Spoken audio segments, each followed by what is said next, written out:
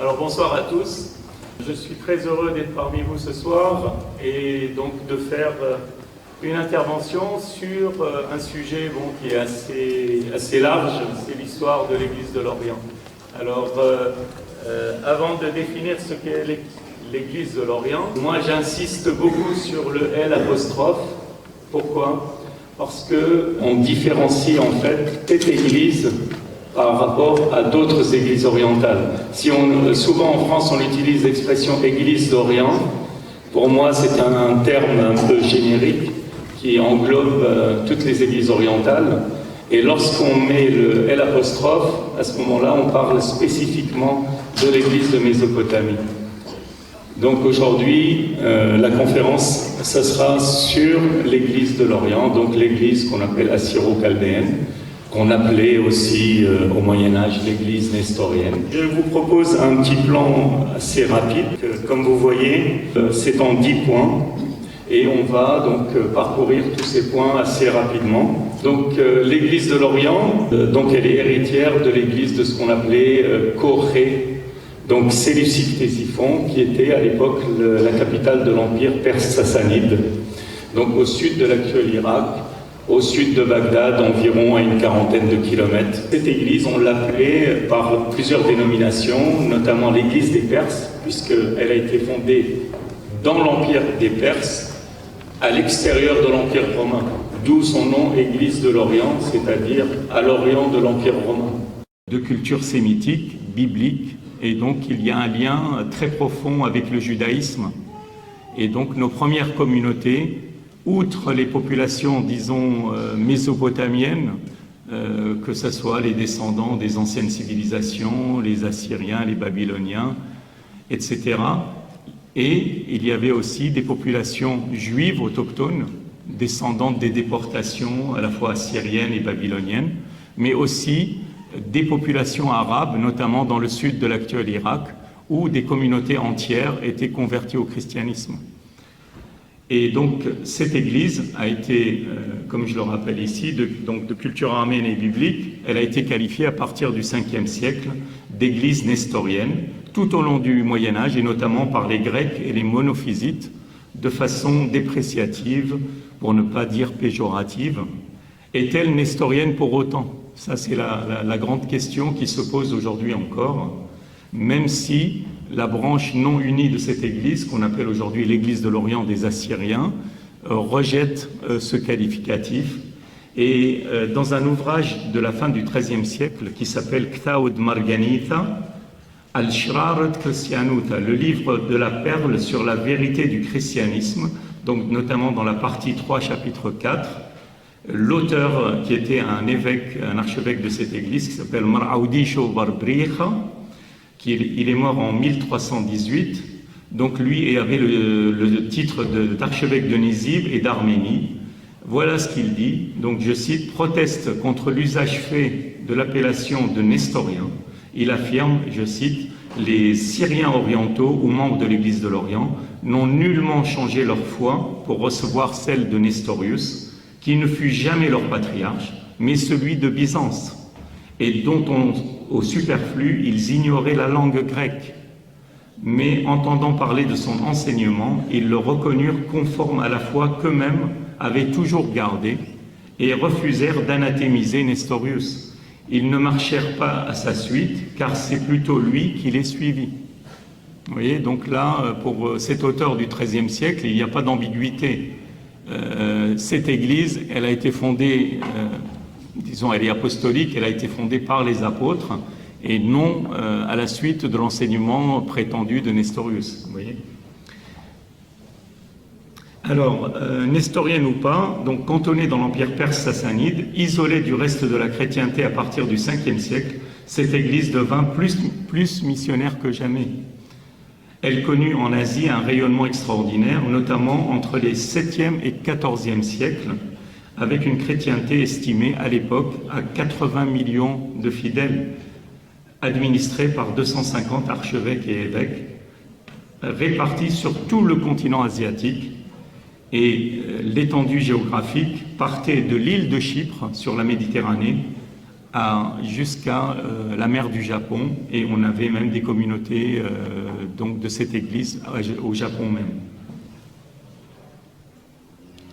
Alors, l'origine, donc la genèse et le particularisme du christianisme mésopotamien, eh ben, on peut reprendre déjà rien que le livre des Actes des Apôtres. On sait par exemple que le jour de la Pentecôte à Jérusalem, il y a des habitants de la Mésopotamie. Selon la tradition toujours de cette église, l'apôtre Simon-Pierre aurait prêché à Babylone. On a dans une lettre de Saint-Pierre où il dit « La communauté qui est à Babylone, choisie comme vous par Dieu, vous salue, ainsi que Marc mon fils. » Vous voyez, ça c'est dans la lettre de Saint-Pierre.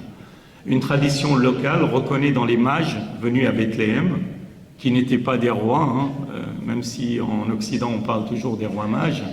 Chez nous, ce sont plutôt des prêtres de la religion mazdéenne ou encore des astrologues, des notables venus de Chaldée et Mésopotamie et de Perse. On dit, ça c'est encore la tradition, que l'un de ces mages serait enterré à l'église Mot Mariam, donc Notre-Dame, à Urmia en Iran actuel. Donc le christianisme mésopotamien, de culture araméo-syriaque et biblique, remonterait au tout début du IIe siècle par les missions des apôtres Mar Barthélemy, donc Bartholomeï, et Mar Thoma vers la Syrie et Ninive, où il se développa après leur départ vers l'Arménie et l'Inde. Les deux seront respectivement martyrisés en Arménie et en Inde. À partir de Ninive, sous la direction de Mar ad-Day, l'un des 72 apôtres, vers le nord et le nord-est, et par les missions de Jude Thaddée, assisté de Mar ad-Day vers la Chaldée-Babylonie, le sud de l'actuel Irak. Alors, ici, je vais un peu passer plus vite. Donc, au IVe siècle, la conversion au christianisme de l'Empire romain d'Orient, donc notamment la grande date à retenir, c'est 313, elle a été pour nous, nous chrétiens de l'Empire perse, donc de l'Empire rival de l'Empire romain, une catastrophe géopolitique. En fait, le fait que l'Empire romain, l'Empire ennemi, devient chrétien, automatiquement l'Empire perse va considérer que la minorité chrétienne qui vit chez lui, ce sont les ennemis de l'intérieur. Et donc, d'où, à ce moment-là, donc une persécution sanglante qui va s'abattre, et notamment sous le roi des rois, le Shahin Shah, Sapor II, Shahpur II, qui, durant son règne, entre 339 et 379, durant 40 ans, va persécuter cette chrétienté. Il y aura des dizaines de milliers de chrétiens massacrés, et notamment aussi la haute hiérarchie de l'Église, le patriarche notamment, qui s'appelait Marshman Bar-Sabbaï, qui sera martyrisé avec plusieurs évêques, des prêtres, des religieux, etc. Et en fait, cette partie-là, cette disons période de persécution va tout doucement faire que ce christianisme va se refermer sur lui-même. Et alors après, j'ai pris par exemple un témoignage, c'est celui de Afrahat, qu'on appelle le sage persan, qui est chrétien, et qui, voilà ce qu'il écrit à la suite de ces persécutions. Alors il écrit « Mon ami, je t'ai écrit cette lettre dans le mois de Ab, donc août, l'année 345 du règne d'Alexandre, la 36e année du roi Sapor, qui a suscité la persécution, la 5e année depuis la destruction des églises et l'année même du grand massacre des chrétiens dans le pays de l'Orient. Maintenant que nous supplions, que nous vénérons, que nous louons, que nous adorons votre miséricorde par lui, Jésus-Christ, dont il vient de décrire l'œuvre rédemptrice, exaucez notre prière, accueillez notre demande, considérez notre opprobre, voyez notre abjection. Soyez touchés par le spectacle de votre peuple ravagé, de votre demeure dévastée, de vos autels renversés, de vos prêtres mis à mort, de votre alliance méprisée, de vos livres scellés, en un mot, de notre dispersion et de notre spoliation. Qui prierons-nous? Qui entendra notre prière? Et un second texte qui est du grec Théodoré, qui évoque aussi cette persécution. Voici ce qu'il écrit. Il n'est pas aisé de représenter les nouveaux genres de supplices que les Perses inventèrent pour tourmenter les chrétiens. Il y en a dont ils écorchèrent les mains et d'autres le dos. Ils arrachèrent à quelques-uns la peau du visage, depuis le front jusqu'au menton. D'autres étaient environnés de roseaux brisés en deux, qu'on serrait étroitement avec des liens et qu'on retirait ensuite avec force, ce qui leur déchirait tout le corps et leur causait des douleurs extrêmes. On fit des fosses où, après y avoir amassé quantité de rats et de souris, on enferma des chrétiens, qu'on y avait liés les pieds et les mains, afin qu'ils ne puissent chasser, et éloigner d'eux ces bêtes qui, pressées par la faim, dévoraient ces saints martyrs par un long et cruel supplice. Vous voyez, ça c'est encore un exemple de persécution. Donc, disons, au moment des querelles qu'on qualifie, donc les querelles christologiques du 5e siècle, à ce moment-là, ces problèmes qui vont arriver dans l'empire, disons, romain, et en même temps il y aura les contre-coups pour l'empire perse, donc ces chrétientés persécutées par l'empire perse vont peu à peu se dire, écoutez, c'est l'occasion ou jamais où on peut rompre, disons, les liens avec l'empire romain occidental, et donc faire une coupure, disons, théologique et même donc politique qui sera derrière, c'est-à-dire couper les liens pour pouvoir faire cesser la persécution qui s'est abattue sur nous pendant des décennies. Et c'est ainsi que l'Église de l'Orient va officiellement, disons, se séparer progressivement, et donc au concile de 497, elle se définira elle-même comme nestorienne. Et à ce moment-là, l'Empire perse dira, écoutez, les chrétiens qui vivent chez nous, ils ne professent pas la même théologie que celle en vigueur dans l'Empire romain, donc l'Empire ennemi, rival, et donc à ce moment-là, progressivement, la persécution va cesser. Et donc les chrétiens de l'Église de l'Orient, séparés, disons, du reste de la chrétienté, ils n'auront plus qu'une seule vocation, c'est-à-dire privilégier leur vocation missionnaire et partir à la conquête du territoire de l'Asie, donc à partir de l'Asie centrale et en direction de l'Extrême-Orient. Ceci va prendre plusieurs décennies et va durer jusqu'au XIVe siècle, jusqu'aux persécutions des Mongols, notamment sous Tamerlan.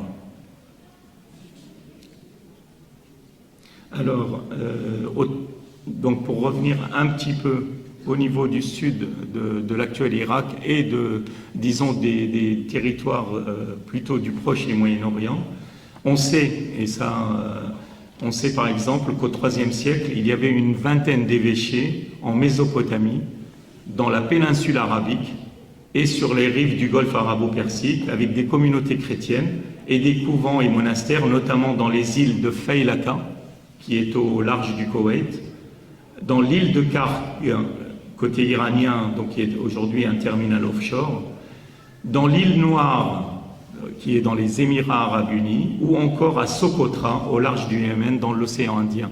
Donc nous avions déjà, au IIIe siècle, des communautés constituées avec des évêques dans toutes ces régions. Concernant le sud mésopotamien et la péninsule arabique, des sources diverses permettent de mieux connaître la réalité de ce christianisme, disons à la fois de souche arabe et mésopotamienne. Nous savons que le christianisme rattaché à l'église de Mésopotamie s'est maintenu plusieurs siècles après la naissance de l'islam et jusqu'au IXe siècle dans les régions orientales et le Golfe, mais jusqu'au XIIIe siècle dans le sud de cette même péninsule arabique. La présence de cette église a perduré dans plusieurs régions, sur l'île de Socotra, sur la côte de la mer Rouge, à Zabid, mais aussi à Sanaa, jusqu'au XIIIe siècle, 7 siècles après l'avènement de l'islam. Il va de même pour l'oasis de Najran, dans le sud-ouest de l'Arabie saoudite, et qui, d'après des sources yéménites, comptait au XIIIe siècle un tiers de chrétiens et un tiers de juifs. Donc la naissance, disons, de la religion nouvelle de l'islam n'a pas signifié la disparition de ces communautés qui étaient là depuis l'époque apostolique. Alors ici, vous avez une carte de l'expansion de l'empire sassanide, donc l'empire perse, entre 224 et 650, et son extension territoriale. Comme vous voyez, donc, il y a une grande partie du Proche-Orient, Il y a également l'actuel Iran et l'Afghanistan, une partie, disons, presque qui arrive jusqu'en Inde. Donc on a un empire qui est assez étendu. Et dans toute cette étendue, vous avez des communautés chrétiennes de l'Église de l'Orient qui vont peu à peu s'installer et se développer, toujours en allant dans le sens du soleil levant, c'est-à-dire vers l'extrême-orient. Cette carte là rappelle un peu l'implantation au niveau du golfe Persique et notamment l'île de Karg, Al-Qusur qui est donc dans l'île de Faylaka, la région du Qatar. Le Qatar était aussi un diocèse de l'Église de l'Orient. On a eu même à un moment donné un archevêque à Mossoul qui est très connu chez les spécialistes, qui s'appelle Isaac de Ninive, et son vrai nom c'est Ishaq Qatraya, Isaac du Qatar. Vous voyez, donc l'île de cette région du Qatar, comme le reste ce qu'on appelle les pétromonarchies du Golfe aujourd'hui, étaient chrétiennes avant l'arrivée de l'islam, et elles ont continué à un moment à exister comme communauté chrétienne. Après, ici, donc on a l'expansion à travers, disons, souvent par la route de la soie, l'expansion de l'Église de l'Orient vers l'Asie, vers l'Inde, vers l'Asie du Sud-Est. Donc toutes ces régions comptaient des communautés chrétiennes. Comme je le rappelais tout à l'heure, au XIVe siècle, cette Église compta 80 millions de fidèles, c'est-à-dire c'était l'équivalent de l'Église d'Occident. Vous aviez, et ça c'est une formule qui est chère au pape Jean-Paul II, il disait le christianisme a deux poumons, le poumon oriental et le poumon occidental. Et à cette époque-là, l'Église de l'Orient, qu'on a qualifiée de nestorienne, même si moi je ne rejette pas cette appellation, parce qu'elle a quand même été l'appellation de cette Église pendant des siècles, donc ce qu'on appelait l'Église nestorienne était en fait le poumon oriental de la chrétienté. Et ça jusqu'au XIVe siècle, jusqu'aux persécutions de Tamerlan. Alors ici, j'ai pris deux illustrations. Donc sur la partie gauche de la diapo, vous voyez ici, donc on a le décor de l'église du monastère de Sir Baniyas, qui est aux Émirats Arabes Unis, donc à Abu Dhabi. Et donc on voit une croix de l'église de l'Orient. Et nous avons aussi à droite, ça c'est intéressant aussi, c'est le chapiteau de la grande mosquée de Sana'a, donc au Yémen, provenant de la cathédrale construite par le souverain abyssine Abraha vers 560. On remarque évidemment, vous le voyez en haut, on voit une croix typiquement de l'église de l'Orient. Et donc on voit bien que cette colonne-là a été récupérée dans une ancienne église et qui a été utilisée pour la construction de la mosquée. Ici, vous avez la carte de l'expansion de l'Église de l'Orient, c'est-à-dire, comme je le rappelais tout à l'heure, depuis l'île de Chypre et jusqu'à la lointaine Mandchourie et même jusqu'à la mer du Japon, avec tous ces points où il y a des évêques et des archevêques. Et on voit à Séleucide-Ctésiphon une grande croix. Celle-là, elle représente le siège patriarcal de l'Église de l'Orient, avec toutes ces communautés à travers toute l'Asie, l'Asie du Sud-Est, disons la péninsule indienne, comme la péninsule arabique. Vous voyez, donc il y a toute une... Donc cette communauté, alors ici j'ai même la liste de tous les archevêchés et de tous les évêchés qui dépendaient de chacun d'eux, à travers toute l'Asie. Et là, nous sommes dans la période, disons, de grandeur de l'Église de l'Orient, entre le 8e et le 14e siècle. Alors ici, je vous présente, à gauche, vous avez la fameuse stèle de Singangfu, qui est datée de l'année 781, et qui a été retrouvée donc à Xi'an, en Chine, et qui, donc on a évidemment l'original qui est à la forêt des stèles à Xi'an, au musée, mais vous avez aussi une copie à l'identique. On a deux exemplaires, il y en a un à Paris au musée Guimet et une deuxième qui est au musée du Vatican. Au centre, vous avez une croix typiquement de l'église de l'Orient trouvée en Chine. Et à côté, donc sur la droite, vous avez un évêque de cette église, une représentation donc d'époque d'un évêque. Alors on pense, alors il y en a qui disent peut-être ce serait le patriarche de l'époque. Alors c'est ou un évêque ou un patriarche, en tout cas, voilà. Ça c'est disons des preuves, des témoignages flagrants de cette expansion missionnaire de cette église, et notamment la stèle de Singanfu. Je crois que c'était Voltaire qui avait dit, à un moment, il doutait de son authenticité, parce que à l'époque, quand elle a été découverte, donc à l'époque, ça a été découvert par c'était des missionnaires jésuites, et donc pour Voltaire, c'était une invention des jésuites. Et en fait, on voit sur la partie en chinois, vous avez l'exposé, donc sur la face de la stèle qui fait quand même plus de 2 mètres de haut. Et cette stèle, vous avez l'exposé de la foi chrétienne, mais transmise, disons, dans la culture chinoise, en essayant d'utiliser des images, des représentations qui font partie, disons, de l'imaginaire chinois, pour essayer de mieux, disons, s'imprégner de la culture locale et d'exposer quand même la théologie de cette église. Et de l'autre côté, sur les côtés, vous avez des textes qui sont en araméen et notamment en écriture estrangelo. Je vous raconte une petite anecdote. Un jour, je suis allé au musée Guimet pour faire des photos de cette stèle. Et donc j'ai payé mon billet d'entrée, je suis monté, à l'époque elle était dans l'escalier, donc je ne suis même pas rentré dans le musée. Je me suis arrêté à la stèle, j'ai fait quelques photos. Et il y avait un vigile qui était là, il m'a dit « Monsieur, vous lisez le chinois ?» J'ai dit « Non ». Il m'a dit « Mais c'est en chinois ?» J'ai dit « Justement, là c'est en chinois, mais à côté, regardez, il y a une autre langue. » Il m'a dit « Ça fait des années que je suis à côté, j'ai jamais vu qu'il y avait une deuxième langue qui apparaissait. » Donc j'ai dit « Vous regardez, vous voyez, c'est différent des caractères chinois. » Et il était étonné qu'on puisse lire encore cette écriture-là. Donc ça, si un jour vous avez envie d'aller voir une réplique de la stèle de Singanfu, vous allez au musée Guimet, à Paris. Alors ensuite, donc la chute de l'Empire sassanide, sous les coups des combattants venus d'Arabie, donc les combattants de l'islam. À ce moment-là, donc en 637, c'est la chute de l'Empire sassanide et l'arrivée de l'Empire arabo-musulman des Omeyyades. Alors, et à partir donc du 750, ce seront les Abbassides.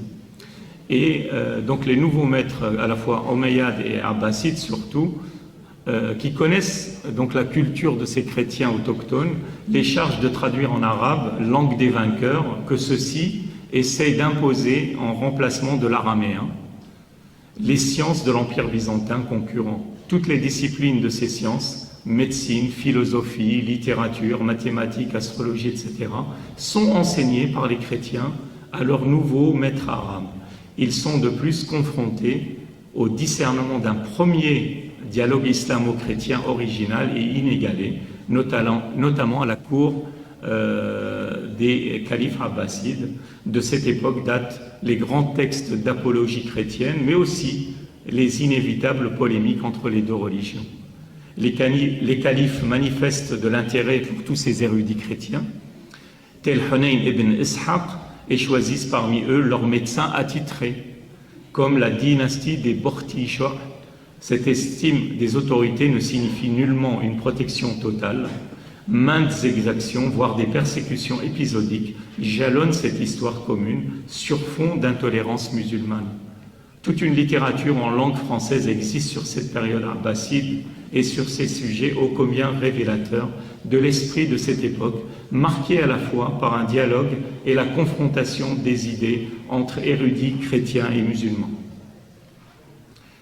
La chute des Abbassides en 1258, suite à l'invasion mongole, et l'accession en 1283 à la dignité de catholicos patriarche à Bagdad d'un mongol chinois Marcus sous le nom de Yaw'Allah III laissent présager aux chrétiens une période plus heureuse. Mais leur répit est de courte durée.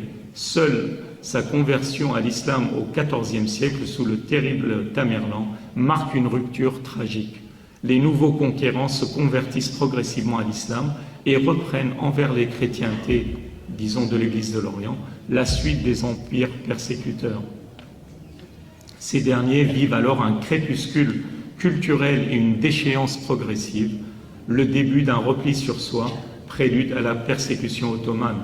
L'âge d'or de l'Église dite nestorienne, entre guillemets, qui ne remonte qu'à quelques décennies, semble déjà bien loin. Les chrétiens mésopotamiens trouvent alors refuge dans les régions montagneuses très inaccessibles du nord de l'Irak actuel et du sud-est de l'actuelle Turquie, aux confins turco-irako-iraniens, les monts Hakkari au Kurdistan central et les vallées du Botan plus à l'ouest. L'Église nestorienne, qui comptait, comme je le rappelais tout à l'heure, 60 à 80 millions de fidèles et près de 250 diocèses et archidiocèses, est progressivement marginalisée et chassée de l'Asie. Ses fidèles sont décimés en masse, islamisés de force ou contraints de survivre dans les montagnes refuges du Kurdistan.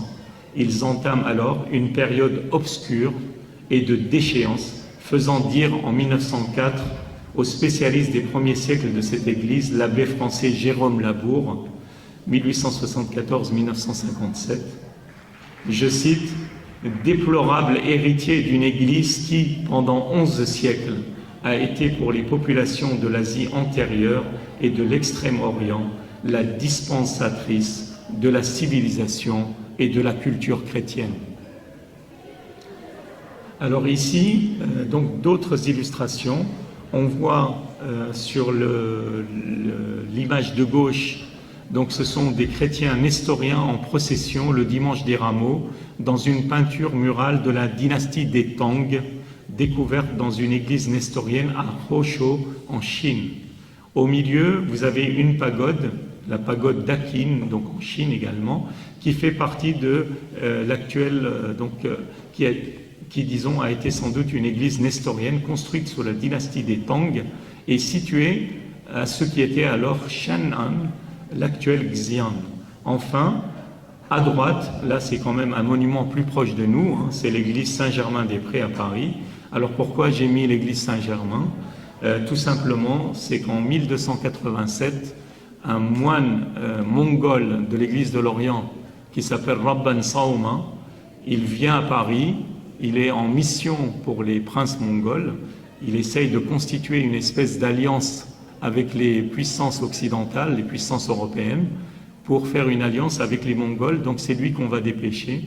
Et donc il vient à Paris, il célèbre la messe à Saint-Germain-des-Prés, il visite l'église de Notre-Dame qui est toujours en construction, et on dit que le roi Philippe le Bel donc, assiste à l'office et reçoit la communion de la main de ce moine mongol de tradition nestorienne. Donc ça, c'est quand même extraordinaire. Et donc c'est pour ça que j'ai mis cette illustration, donc cette photo de l'église Saint-Germain-des-Prés à Paris. Ici, nous avons d'autres personnages, donc des nestoriens, donc toujours de l'Asie au Moyen-Âge. Donc vous avez à gauche ce fragment d'une pierre où on représente ces chrétiens. Donc ça, c'est au musée Guimet à Paris. Et vous avez sur la partie droite de l'image la lettre donc de l'Ilkhan Argun au roi de France Philippe IV le Bel, qui mentionne le moine turco-mongol de l'église de l'Orient, Rabban Barsauma. Ça, c'est aux archives nationales à Paris. Ici, donc ça, c'est des photographies plus récentes. Vous avez à gauche Mar Abraham Shemonaya, donc le neveu du patriarche nestorien Mar Shemoun, qui est passé à l'Église catholique en 1903 et qui a été nommé à l'époque archevêque chaldéen de Hakkari. Donc c'est le premier et malheureusement le dernier, puisque lui-même va mourir en 1915. Il n'y aura jamais d'autres archevêques dans les monts Hakkari. À droite de l'image, vous avez son oncle, le patriarche nestorien, donc ici, Marou el-Shemoun. Et donc ça, c'est une photo de 1886. On le voit en grande tenue de chef kurde. Hein. Il n'a pas du tout de tenue ecclésiastique. Il a son turban qui disons, qui le distingue du reste de sa population, mais il est habillé comme les chefs kurdes de l'époque. Et donc cette photo a été prise à l'église Marshallita de Khochanes.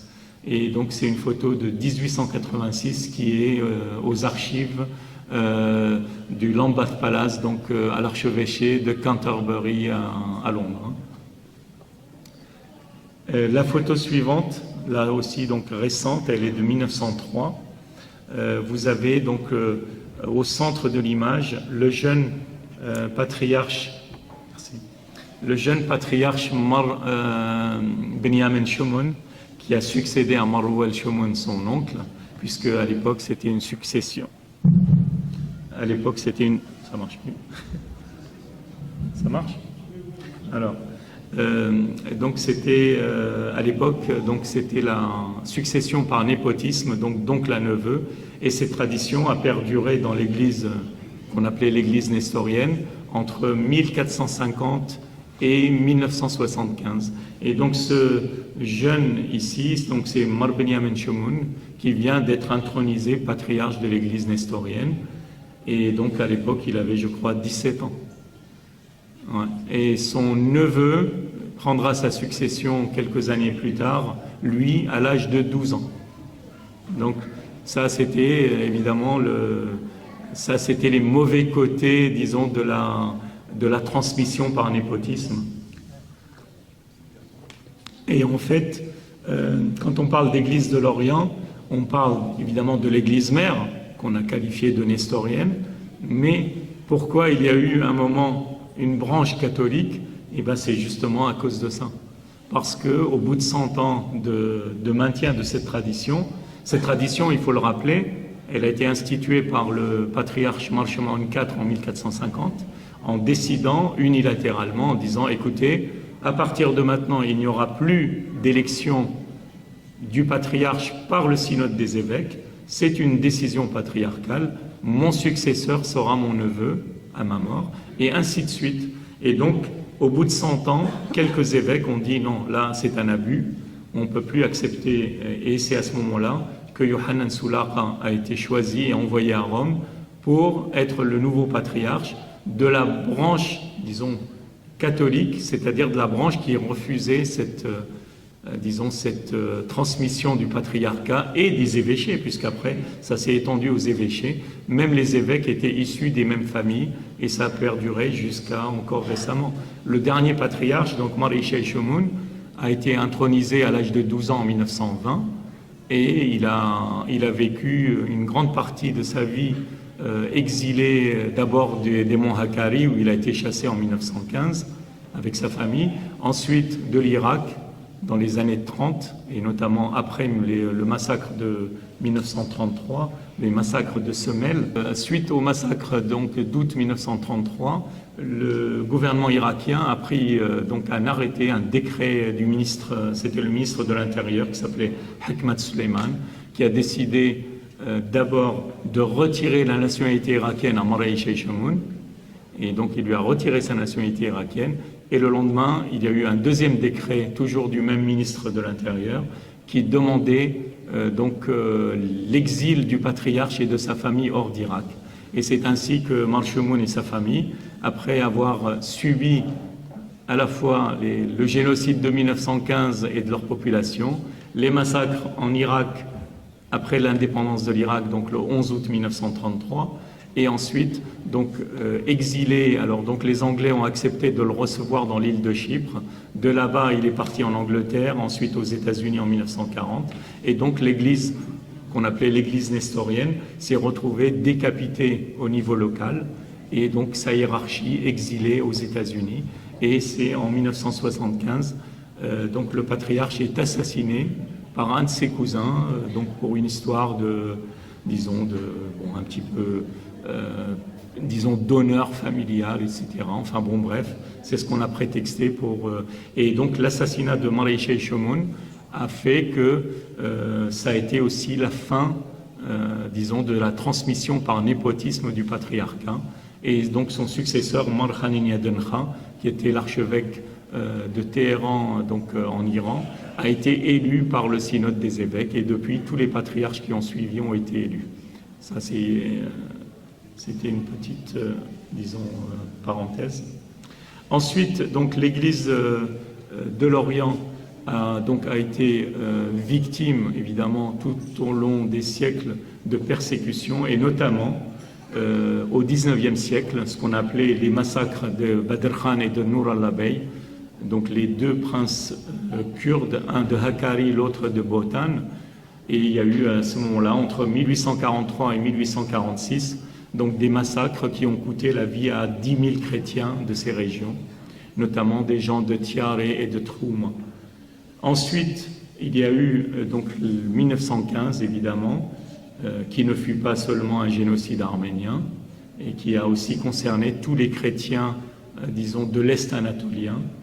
Et pour nos communautés, il y a eu 50 000 chaldéens catholiques qui ont péri et 100 000 chrétiens nestoriens, qu'on appelle aujourd'hui assyriens, sur une population à l'époque estimée à 250 000.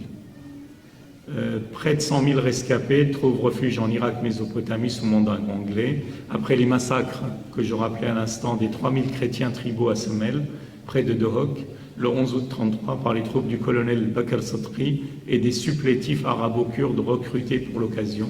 Beaucoup s'installent en Syrie, Liban, puis en diaspora, notamment en Europe, en Amérique du Nord et en Océanie, là de tous ces drames, espérant un avenir plus normal à leur famille. Lors de la terrible, et là on est dans des périodes plus récentes, lors de la terrible guerre Iran-Irak, entre 80 et 88, quelques 10 000 soldats chrétiens irakiens, assyro-chaldéens et syriaques, tombés au champ d'honneur. La guerre du Golfe de 91 et son prolongement, l'embargo blocus anglo-saxon entre 90 et 2003, pour officiellement punir Saddam Hussein et son régime, ont été une période douloureuse, avec beaucoup de souffrance et de départ vers les pays limitrophes, Turquie, Syrie, Liban et Jordanie. La guerre américaine de 2003 et l'occupation de l'Irak prolongèrent la population irakienne donc dans la violence et la guerre civile opposant chiites et sunnites sur fond d'internationales terroristes. Du 1er août 2004 à la fin 2014, quelques 1300 chrétiens irakiens ont été tués dans des attentats et assassinats ciblés, notamment dans les villes comme Mossoul, Kirkouk, Bagdad, etc. Conséquence de cette violence sanglante, l'exode massif des chrétiens et une présence divisée par 3 entre 1990 et 2015. Il est vrai que les effectifs chrétiens passaient de 1 200 000 à 450 000 pour la même période. Alors, depuis le 15e et 16e siècle, donc j'ai rappelé beaucoup de choses, cette église se trouve donc partagée aujourd'hui en 3 grandes églises autocéphales, une qu'on appelle la chaldéenne, donc église chaldéenne catholique depuis 1553, et 2 dites assyriennes, l'une traditionnelle et donc non catholique, qui représentent en Irak aujourd'hui environ 350 000 fidèles, avec 14 diocèses, avec respectivement 300 000 chaldéens, 20 000 chrétiens, donc de membres de l'église ancienne de l'Orient, et 30 000 aussi pour l'église de l'Orient des Assyriens, avec en Irak 9 diocèses pour l'église chaldéenne, 2 pour la deuxième église et 3 pour la troisième. Le reste des fidèles, les 2 tiers des effectifs, se trouvent hors d'Irak et dans la diaspora, notamment en Amérique du Nord, en Europe, au Caucase, au Proche-Orient et en Océanie. Depuis la fin du XIXe siècle, cette église de l'Orient survit en 4 branches principales. Donc, comme je viens de le rappeler, l'église chaldéenne catholique, une église assyrienne qu'on appelle l'église de l'Orient des Assyriens, et donc une troisième, l'ancienne église catholique et apostolique de l'Orient. Alors, et enfin, en Inde, c'est ce qui reste de l'ancienne chrétienté, donc disons de l'Asie, notamment l'église syro-malabar, qui est forte de 4 à 5 millions de fidèles, donc qui utilise toujours la même liturgie que l'église de l'Orient, c'est-à-dire la liturgie d'Adei Mari, latinisée depuis le synode de Diamper de 1599, sous la pression des missionnaires latins portugais. Des passages en syriaque oriental ou chaldéen ont été conservés, comme la liturgie maronite, notamment le trisagion et les paroles de consécration légèrement retouchées. Et le reste des rubriques de la liturgie sont depuis le Concile Vatican II en langue malayalam, donc c'est la langue autochtone. Alors ici, je vous présente les 3 patriarches qui sont issus de l'Église de l'Orient. Donc à gauche, le patriarche chaldéen Luis Rafael Sako. Au centre, Mar Awa III Royal, donc le patriarche de l'Église de l'Orient des Assyriens, qui est la branche réformiste de l'ancienne Église. Et à droite, Mar Georgis III Yaounan, qui est patriarche de l'ancienne Église catholique et apostolique de l'Orient, qui est un peu plus traditionnaliste. Et enfin, évidemment, pour l'Église syro-malabar, donc Monseigneur Georges Alan Cherry, qui est donc le cardinal et archevêque majeur de l'Église syro-malabar. Donc c'est lui qui est, disons, en quelque sorte, l'héritier de cette présence chrétienne, disons, en Asie, et notamment dans le sud de l'Inde. Et je vous remercie de votre attention.